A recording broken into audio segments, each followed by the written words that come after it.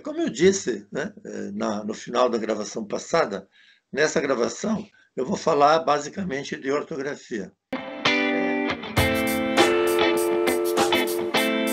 Eu queria oferecer uma dica, né, para lidar com ortografia, que é evidentemente um problema nos primeiros anos escolares e que dura eventualmente muito tempo. Alguns dos problemas talvez nunca sejam resolvidos totalmente. A gente precisaria aprender quando é que deve olhar no dicionário, quando isso não faz muito sentido. Isso é, aprender onde a gente pode errar é uma coisa importante. Hoje, quem escreve em computador ou em outro tipo de aplicativo, né, em WhatsApp, por exemplo, talvez não tenha que prestar muita atenção a isso, porque existem programas de escrita que avisam quando você cometeu um erro. Mas também existem aplicativos que escrevem por você. Se você escreve a metade da palavra, o aplicativo completa a palavra por você e às vezes sai uma palavra que você não quer. Daí porque é interessante sempre reler o texto que você digitou para mandar para alguém, qualquer que seja a mensagem. A dica que eu queria dar é a seguinte: não dê exercício de ortografia baseado apenas, com base apenas nas dificuldades que são oferecidas pelo nosso sistema de escrita, que é um pouco inconsistente.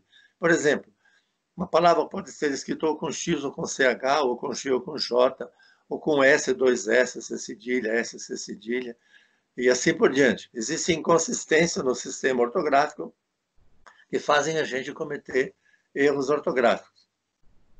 Eu queria chamar a atenção para o fato de que, especialmente nas escolas mais populares, os erros ortográficos mais numerosos não são esses derivados da possibilidade de escrever com X ou com CH, com G ou com J.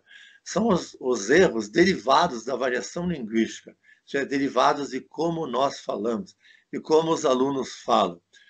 Na aula passada, na gravação passada, eu chamei a atenção por um caso que era o aluno que escreveu querer. Na verdade, ele não pôs acento, né? Está lá escrito Q-U-E-R-E, e espero que o professor não leia quere, né? Quere, sem querer, né? Sem querer, sem querer, né? Então, esse é o tipo de erro que decorre do fato de que a pronúncia da palavra é essa, né? Existem vários erros desse tipo e eu quero chamar a atenção para alguns. É um lugar muito rico para fazer pesquisa desse tipo no Google, são as chamadas placas do Meu Brasil. Se você entra num site desses, você encontra uma quantidade muito grande de erros ortográficos que permitem, digamos assim, que a gente dê aulas interessantes sobre isso. Em que consistiria uma aula sobre problemas ortográficos decorrentes da variação linguística? Especialmente isso. Chamar atenção para os alunos para o fato de que, muito provavelmente, a pessoa escreveu aquilo porque ou é assim que ela fala, isso é assim que ela pronuncia aqueles sons que ela tentou grafar, ou ela faz uma hipótese como deve ser essa palavra, né? Um exemplo que tem mais a ver com esse segundo caso é um caso famoso que se encontra em placas do Meu Brasil, que é de alguém que oferece, num certo restaurante, né, um serviço serve-serve. Esse serve-serve tem a ver com self-service, né? A gente teria que explicar por que que apareceu um R e um E no final de serve, né? Em vez de self, serve. Esse R aparece no lugar do L pelas mesmas razões pelas quais há pessoas que dizem, por exemplo, Flamengo, né? Flamengo, ou frecha, ou frauta, né? A troca do L pelo R em certas posições é um dado do português, basicamente do português popular, mas enfim, é um dado do português.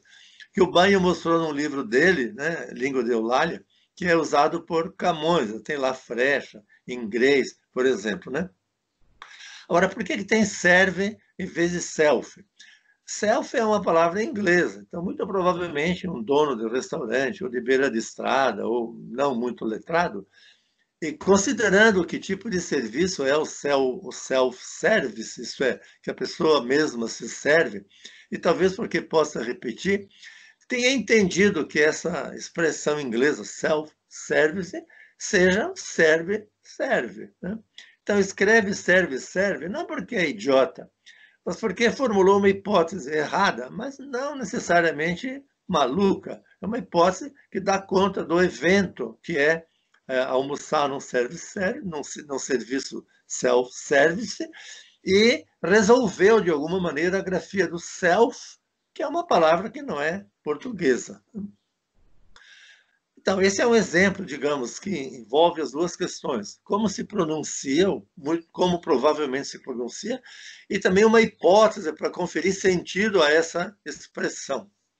Outro exemplo do mesmo tipo é uma palavra, digamos, erudita, complexa, né, que é afrodisíaco, e que alguém, em algum lugar do interior desse país, anunciando o pó de Guaraná, disse que ele era afrodisíaco, afrodisíaco do Amazonas. Né?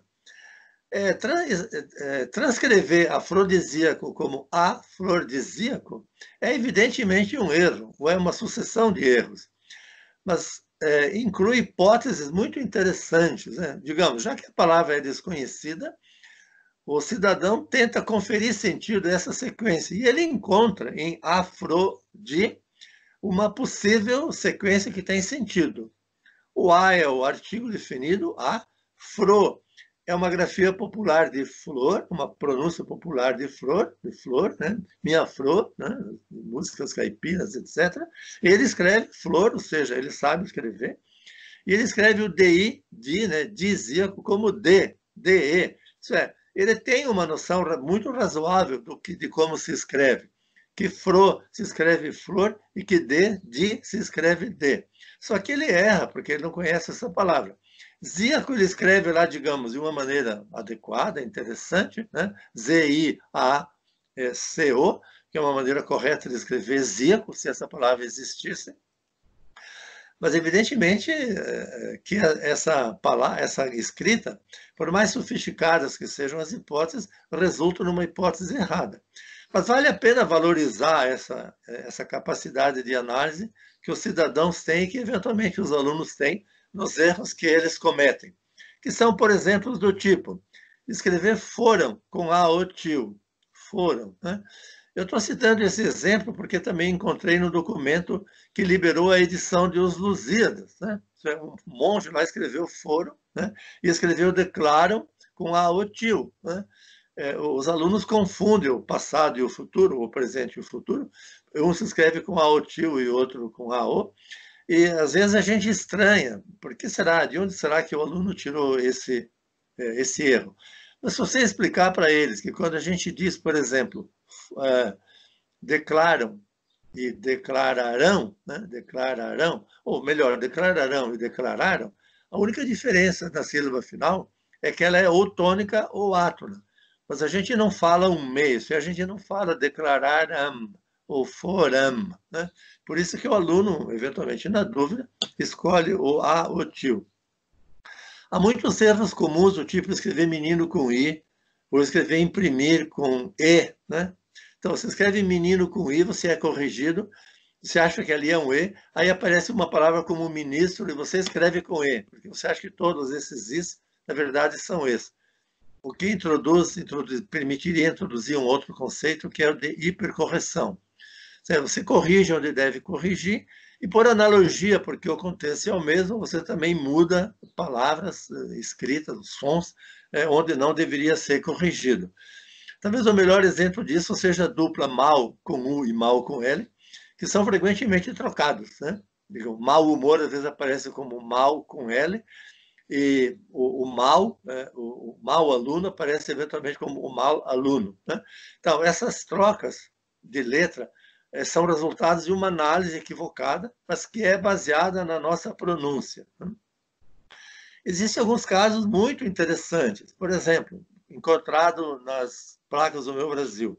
Por exemplo, inflável é uma palavra que se escreve com I-N-F-L-A com acento V-E-L. Mas o L, em fim de sílaba, é frequentemente pronunciado como U. Então, de maneira que a pessoa escreve inflável. Inflável. Mas o U, às vezes, é um O, como, por exemplo, em coco, menino, livro. De maneira que, a rigor, são oferecidas para quem escreve uma palavra como inflável 3 alternativas para terminar essa palavra. Um L, um U ou um O. Quem escreveu com O, evidentemente, está mais longe de qualquer uma das soluções, porque a troca do U e L ocorre também no meio de palavras, como em altura ou altura. E aqui no final apareceu esse O. Então, você tem que explicar para o seu aluno de onde veio esse erro dele. Não dizer, por exemplo, sei lá, que ele é bobo, que ele é distraído, né? Na verdade, ele é super atento, ele erra porque ele presta muita atenção. Provavelmente ele fica falando com ele mesmo, inflável, inflável, e encontra essa solução que não é correta, mas que é uma solução, digamos, que seria possível e que eventualmente se encontra na história da língua. Para mostrar que certos fatos que ocorrem atualmente se encontram na história da língua, eu vou mencionar, eu podia ter mencionado ao lado de afrodisíaco, afrodisíaco, um fenômeno inverso que você encontra na história da língua. Se você conseguir ler, por exemplo, a carta de Caminha, na transcrição, como Caminha escreveu, você vai ver lá que ele escreveu, digamos, o capitão, com esse O grudado em capitão. Esse é o artigo, o artigo definido, o artigo definido grudado na palavra capitão, que, aliás, é escrita com M no final, né? Que faz lembrar de novo dos declaro, foram, forão e assim por diante, né? Então, num livro do Fernando Taralo, que cita documentos do século XVIII, a gente encontra grafias como se lhos não largassem, se lhos não. Se lhos não aparece como se fosse uma palavra só, digamos, é tudo grudado, não tem separação. Se a gente fosse escrever isso hoje, escreveria se lhos não. Ou então aparece também e dando-lhe, tudo junto, que seria né, dando-lhe. E a alternativa, a grudado em alternativa. Se a gente fizer uma análise desses casos, a gente vai ver que todos os elementos átonos, um pronome átono, um artigo átono, um elemento próximo desse nome, é escrito como se fizesse parte desse nome. O que tem a ver com o que se poderia chamar, talvez, de vocábulo fonológico. Porque quando a gente fala, a gente não fala separando as palavras. A gente não fala assim, a gente fala assim. A gente gruda tudo. Por isso que eventualmente alguém escreve a gente tudo junto, mesmo quando se trata de a gente. Né? E talvez separe a gente quando se trata do 007. Talvez escreva a gente. Né? Ou seja, trocar letras. Não no sentido lá da chamada dislexia, né? Mas trocar letras, onde é permitido. I por E, O por U, como em coruja, L por R, R por L, U por O por U. Ou então escrever junto quando é separado, ou escrever separado quando é junto.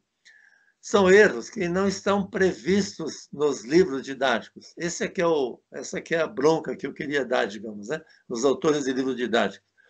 Quando eles dão o exercício de ortografia, eles mandam preencher lacunas, tá? Por exemplo, para dizer se escreve com X ou com CH. Mas, às vezes, o problema do aluno não é o X ou CH. É, por exemplo, se ele escreve uma semivogal ou não. Digamos, como é que escreve caixa? O problema, às vezes, é o X ou CH, mas eventualmente o problema é, se eu falo caixa, como eu vou escrever caixa? Eu tenho que escrever com I. Ou peixe. A maioria das pessoas fala peixe, caixa, deixa, etc. Como a gente vai recuperar esse I que nunca é falado, que quase nunca é falado? Então, a gente teria que levar em conta, primeiro, esse fato de que há erros que decorrem da variação, e segundo, lidar com eles à medida que eles vão aparecendo nos textos dos alunos. Não tem muito sentido você inventar uma aula do tipo, hoje eu vou ensinar os alunos a escrever a semivogal em ditongos como peixe, caixa e deixa. Não, você faz isso quando essas palavras aparecem nos textos dos alunos com essa grafia decorrente do fato de que se fala de uma determinada maneira. Na verdade, essa é uma dica geral, né? Eu não vou falar, não tenho competência, expertise para falar de como se deve alfabetizar, não quero entrar nesse debate. Mas, digamos, a partir do momento que os alunos estão escrevendo seus primeiros textos, pode ser no fim do primeiro ano, depois de alguns meses de alfabetização, não quero chutar sobre isso, mas isso vale tanto para esse começo quanto para a quinta série, para a oitava série, eventualmente para o colegial e eventualmente para a universidade. Lidar com o problema do texto quando o problema aparece. Não inventar ou supor que haja problemas de coesão ou de coerência, ou de grafia ou de sintaxe. Quando o problema aparece, você diz, aqui tem um problema. Você escreveu assim, provavelmente por essa razão, mas a análise que você deveria fazer é uma outra. Isso vale para a escrita, isso vale para a sintaxe, isso vale para o texto. Muito obrigado.